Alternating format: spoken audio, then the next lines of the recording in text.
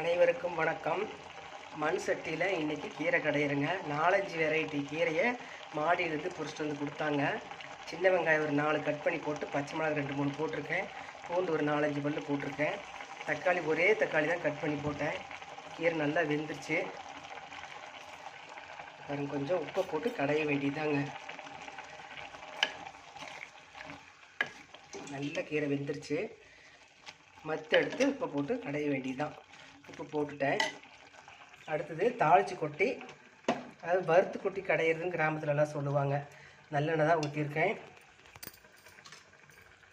இந்த வெங்காயம் இந்த கருவேப்பிலையும் போடணும்.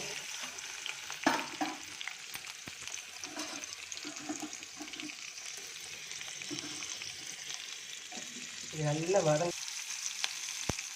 கீரை வேகிறப்ப கொஞ்சம் சீரகம் போட்டுட்டேன். இப்போ வந்து இது வறுத்து கொட்டு கடையிறப்ப இன்னும் கொஞ்சம் சீரகம் போடணுங்க.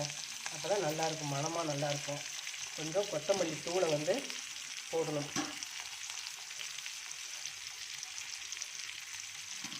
இதுக்கு பேர் தான் வறுத்து கொட்டு கடையிறதுன்னு பேர்.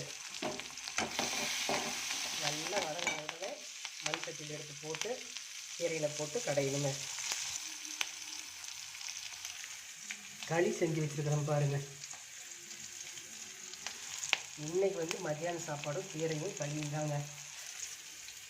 கீரையில் எவ்வளோ சத்து இருக்குது, ராகி மாவு களியில் எவ்வளோ சத்து இருக்குது எல்லாத்துக்குமே தெரியும். நீங்களும் 15 நாளைக்கு ஒரு தடவை கட்டாயம் கீரையும் களியும் செஞ்சு சாப்பிடுங்க. காம்பினேஷன் சூப்பராக இருக்கும் கீரைக்கும் களிக்கும். தேங்க்யூ.